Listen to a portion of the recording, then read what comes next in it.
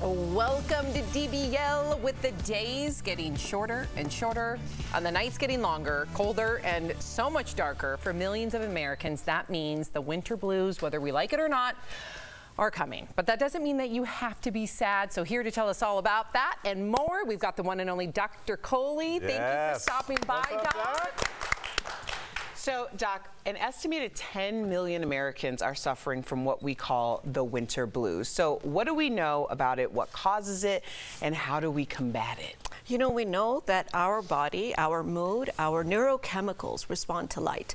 And as you said, Sam, when it gets darker, the days are shorter, we just have less light exposure.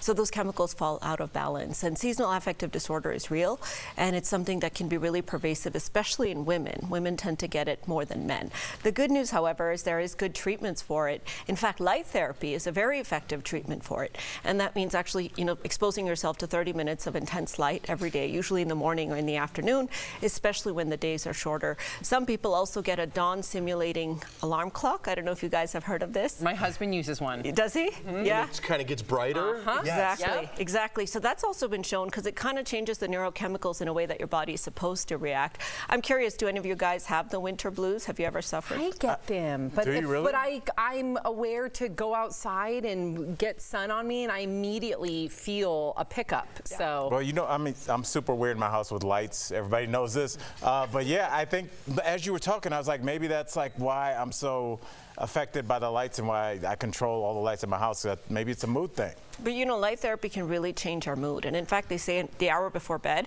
you want to change the lights in your house. You want to turn them down. You want to turn off the screens. You want to turn off the blue lights, because light really does affect how we feel, does affect our energy levels.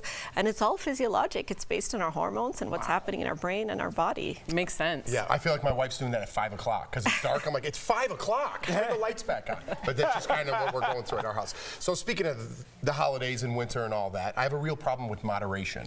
Okay, holidays are coming. I'm on a diet right now to counter how much I'm going to eat and drink over the holidays. Is that a good idea? I love that. I absolutely love that. I mean, I think either preparing your body beforehand or doing what we call damage control afterwards in the new year is really important, because the message here is the holidays are a time for celebration. So we want to, of course, be mindful of our health, but we want to also be able to enjoy time with our friends and family and celebrate and indulge a little bit, as long as we're making sure to keep our eye on the ball and doing damage control after or before. Yeah. So I would say, tricks that you can do over the holidays, because we end up eating more, we end up eating more frequently, we end up drinking more alcohol, we sleep a lot less, bless you. But things that you can do to sort of trick your body to feeling fuller: drinking a lot of water. So in between all of those parties, keep a little water bottle in the car or something, just keep drinking that, because that fills up your stomach, distends it, so that you're actually less hungry. You heard it here first. Calories don't count over the holidays. You said it. Well, I mean, let's stay on the weight loss topic, because the FDA just approved another weight loss drug. And honestly, we have footage. You were talking about weight loss drugs a year ago on this panel. Yep. So here we are now. So this new one's called Zepbound. Give us your thoughts about it. What should we know about it?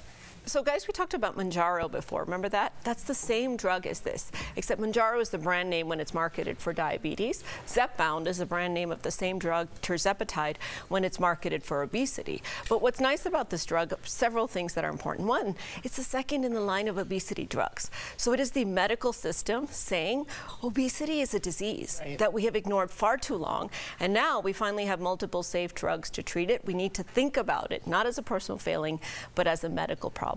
Second, it's a little more effective on average than the first generation, which was Wegovy or semaglutide. That on average drops about 15% of your body weight, which is a lot.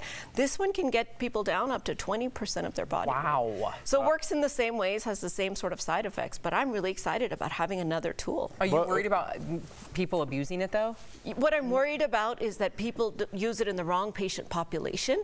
People use it recreationally, thinking, I have a wedding, or I want to get a summer beach body or something like that, and they just use it in a way that it's not indicated. This is a chronic drug, just like a hypertension drug, a cholesterol drug, or a diabetes drug. You can't just go on and off of it. You can't mess with your body and your physiology in that way. Well, in terms of abuse, that's one thing, but what about just people having access to it? Will regular folks be able to get their hands on this without, you know, financially destroying themselves? That is our biggest worry. In fact, at our meeting this weekend, we talked a lot about this, because what this drug has done is it's widened the gap between the haves and the have-nots. The price tag of these medications is like $900 to $1,800 a month out of pocket. And there's a difference between the FDA saying, yes, this drug works, it's safe and effective, here's how you should use it, and the insurance companies playing ball and saying, okay, we're actually going to pay for it. So doctors can write the prescription, and I deal with this every day, but then the insurance company just rejects it, and patients can't afford that. That's like getting another mortgage on your... It's a problem, yeah. Wow. All right. Unbelievable. But thank you for everything that you provided for us. DBL Nation, be sure to follow Dr. Kohli on social media at Payal Kohli MD, and go and subscribe to her YouTube page for the latest science news and headlines. Thank you so much, Dr. Kohli.